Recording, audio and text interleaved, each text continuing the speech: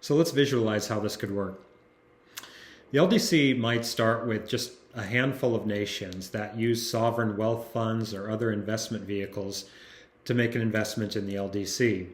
That would lower the risk to allow private sector capital to enter, which creates a large pool of very patient capital, which the LDC would use to set in motion a virtuous cycle, in which the more it provides high quality services and an attractive operating environment for as many users as possible, the more demand there would be for people to record rights in the LDC registry.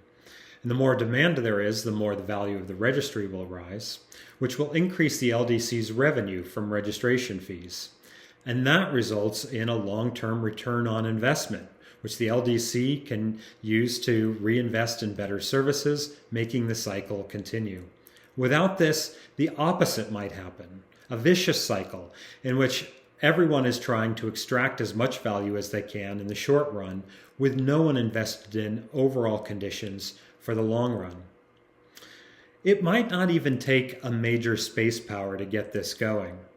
All that it really takes are nations that are committed to certain legally binding norms that would be in the LDC's charter and shareholders agreement. Things guaranteeing human rights protection, adherence to the Outer Space Treaty, and other basic norms. And nations that are willing to make an investment in space infrastructure to enable a lunar economy. These could be nations with very small or non-existent space programs. The reason is because there are many nations around the world that already have infrastructure investment vehicles that are already used to make investments both within their borders and outside their borders in order to create economies.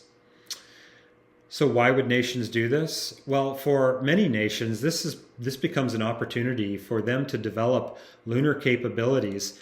And because the LDC would be funding its members in order to provide infrastructure, many of their own companies could get funded and they could cultivate a domestic space industry within their borders by making this investment in the LDC. And this allows a lot more nations to operate on the moon for reasons of national prestige.